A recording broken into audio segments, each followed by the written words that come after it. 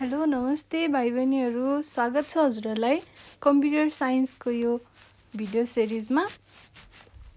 आज मैले तपाईहरुको लागि लिएर आएको छु ग्रेड 8 को कम्प्युटर साइन्स भन्ने सब्जेक्टको भिडियो है त।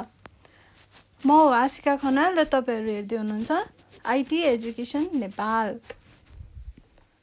आजदेखि मैले चाहिँ तपाईहरुलाई 8 क्लासको बीएलई को है 8 क्लासको कम्प्युटर साइन्स भन्ने सब्जेक्टको भिडियो पढाउन गइरहेको छु। यसमा चाहिँ तपाईहरुलाई सबै पब्लिकेसनको कन्टेन्टहरु चाहिँ कभर हुन्छ। यसमा मैले तपाईहरुको लागि एक्सरसाइज पनि हैन, होमवर्क पनि देखि नोटहरु पनि, त्यसपछि अलिकति तपाईहरुलाई एक्जाममा लेख्न सजिलो हुने तरिकाले नोटहरु बनाएर त्यसरी चाहिँ मैले पढाउँदै छु। सबै कुरा कभर हुन्छ। तपाईहरु ढुक्क भएर चाहिँ सुरुदेखि पढ्न सक्नुहुन्छ। केही डाउट्स आयो भने, केही क्वेशनहरु भयो, केही कहीँनेर बुझ्नु भएन, गाह्रो भयो भने चाहिँ तपाईहरुले कमेन्ट गरेर हामीलाई सोध्न सक्नुहुन्छ है त। हामीलाई धेरै भाइ बहिनीहरुले चाहिँ कल गरेर मेसेज गरेर यो सब्जेक्ट पढाइदिनु, यसरी पढाइदिनु हैन, हामीलाई होमवर्क पनि दिनु, हामीलाई एक्सरसाइज गर्न दिनु, अनि हामी बुझाउँछौं गरेर फोटो खिचेर तपाईहरुलाई हामी पठाउँछौं भनेर पनि भन्नु भएको थियो। त्यो भएर पनि हामीले चाहिँ तपाईहरुलाई त्यही अनुसारले तपाईहरुको जस्तो इच्छा छ त्यही अनुसारले चाहिँ हामी पढाउन गइरहेको छौं है। यो कोर्स पढाउनलाई चाहिँ एकदमै धेरै मेहनत गरेको छौं हामी सबै जनाले। धेरै जनाहरु चाहिँ यहाँ कन्टेन्ट बनाउनलाई के पढाउने त, कसरी पढाउने त भनेर चाहिँ सबै जनाले चाहिँ मिलेर हामीले बसेर गरेको छौं। त्यही भएर तपाईहरुले एकदमै ध्यान दिएर पढ्नु होला। धेरै भन्दा धेरै साथीहरुलाई चाहिँ यो भिडियो शेयर पनि गर्नु होला। ल अब चाहिँ हामी आजको हामी के पढ्छौं त यो पुरै भिडियोमा भनेर चाहिँ म तपाईहरुलाई थोरै टेबल अफ कन्टेन्ट, हाम्रो सबै बुकहरुको फर्स्ट पेजमा टेबल अफ कन्टेन्ट हुन्छ नि, कतिवटा च्याप्टर छ, कति पेज नम्बरमा छ, अनि च्याप्टरको नाम के हो, अनि त्यो भित्र पनि अझै सब च्याप्टर भयो भने अझै त्यसको डिभिजन गरेर त्यसरी हामीले बनाउँथ्यौं बुकमा। हामी ठ्याक्कै त्यसरी नै कन्टेन्ट हेर्छौं है त। के पढाइ हुन्छ भनेर हामी सरर कन्टेन्टहरु हेर्छौं।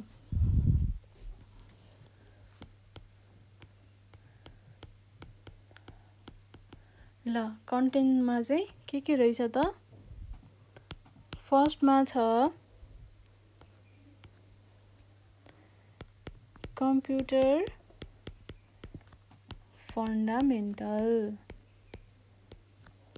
यसमा हामी के पढ्छौं, कम्प्युटर फन्डामेन्टल भनेको के हो, त्यसपछि कम्प्युटरले के गर्छ, कम्प्युटरको एडभान्टेज के छ, डिसएडभान्टेज के छ, कम्प्युटर धेरै युज गर्यो भने चाहिँ बेफाइदा हामीलाई के हुन्छ, त्यो सबै कुराहरु हामी यो च्याप्टरमा पढ्छौं है।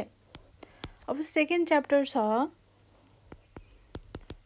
History of computer.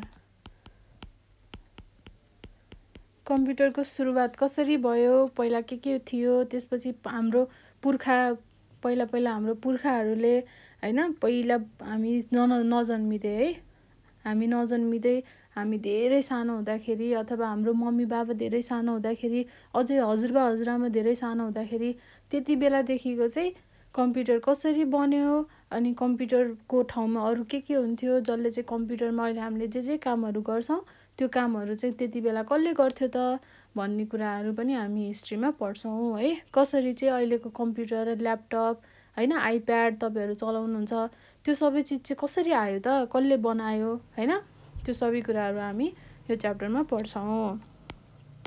अब थर्ड च्याप्टर छ जेनेरेसन अफ कम्प्युटर। कम्प्युटरको जेनेरेसन है। जेनेरेसन भन्नाले अब हाम्रो पनि हाम्रो पुर्खाहरु हुनुहुन्थ्यो हैन, हामी न्यू जेनेरेसन हो, अथवा अब अझै अब हामी भन्दा पनि अब तपाईहरु न्यू जेनेरेसन हो हैन। अब हामी त बुढो भइसक्यौं, हामी त अब ब्याचलर पास गरेर हैन मास्टर पढ्दै छौं, तपाईहरु बल्ल स्कुल लेभलमा हुनुहुन्छ, तपाईहरु न्यू जेनेरेसन हुनुभयो।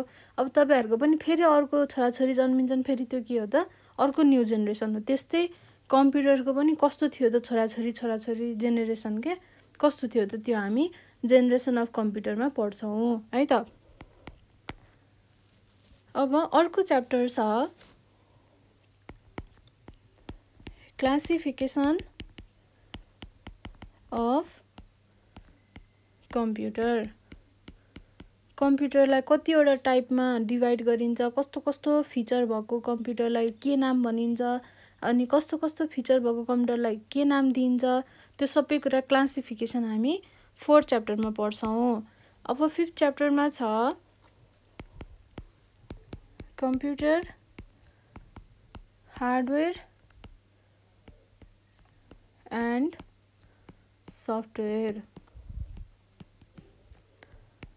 हार्डवेयर भनेको के हो, सफ्टवेयर भनेको के हो, हामी 5th च्याप्टरमा गएर पढ्छौँ है त। अब 6th च्याप्टरमा छ अपरेटिङ सिस्टम।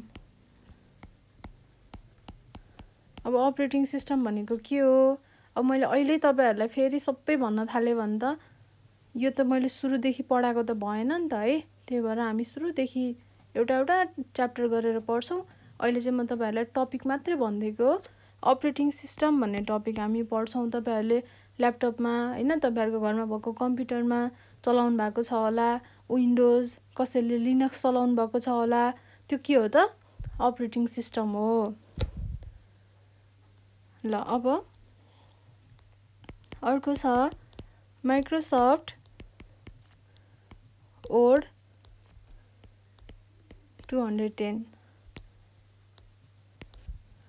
हामी माइक्रोसफ्ट वर्डको बारेमा पढ्छौँ। 210 भर्जनको माइक्रोसफ्ट वर्डको बारेमा हामी सबै कुराहरू पढ्छौँ युनिट 7 मा। अब युनिट 8 मा के रहेछ त topic,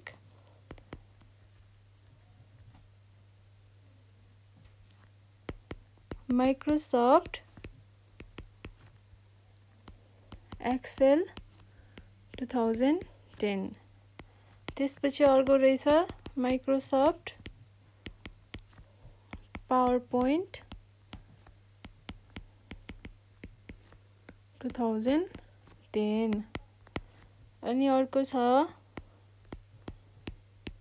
working with HTML। HTML भनेको के हो, HTML कसरी युज गरिन्छ, HTML मा हामीले के लेखिन्छ, त्यो कुराहरू यो च्याप्टरमा पढ्छौँ। अनि साइबर ल, साइबर क्राइम भन्ने त सुनिराख्नु भएको हुन्छ, इथिक्स एन्ड ICT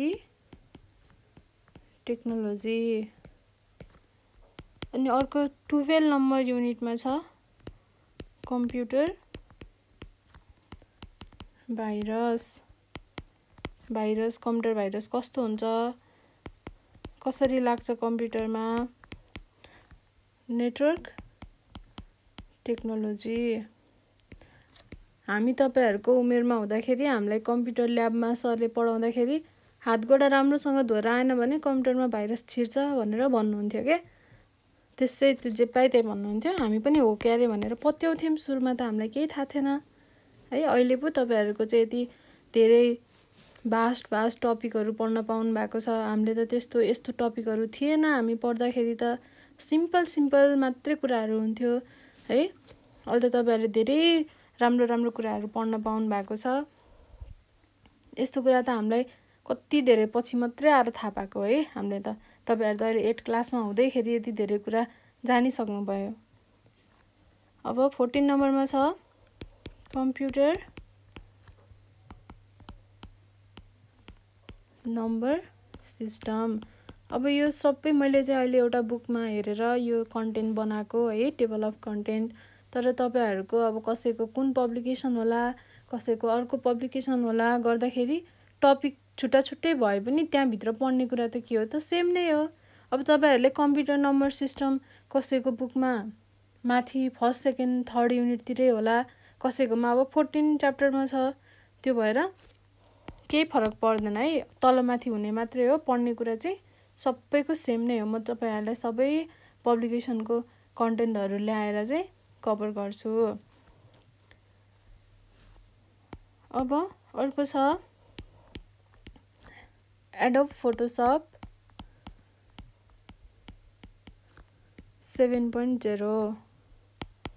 फोटोसपको बारेमा फोटो एडिटिङ कसरी गर्ने रहेछ हैन, के हुँदो रहेछ, कसरी त्यो सफ्टवेयर हाल्ने रहेछ कम्प्युटरमा भन्ने कुराहरू हामी पढ्छौँ। 16 च्याप्टरमा मल्टिमिडिया एन्ड इट्स एप्लिकेसन। अनि अर्को 17 च्याप्टरमा छ कन्सेप्ट अफ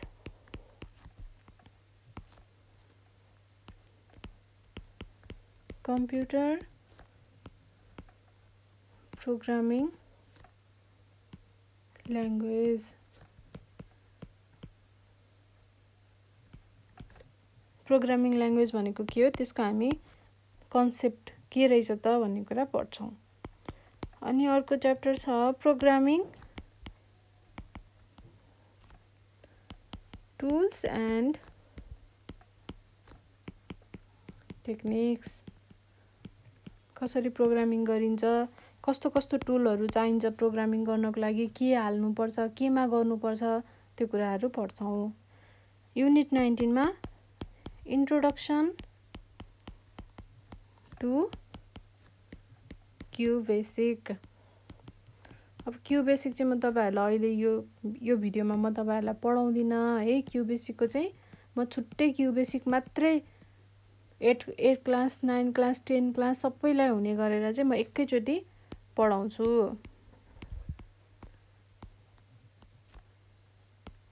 10 क्लासको दाइ दिदीहरुसँग बसेर पढ्नुपर्ने हुन्छ है तपाईहरुले। अब्जेक्टिभ ल क्युबेसिकको बारेमा हामी पढ्छौँ।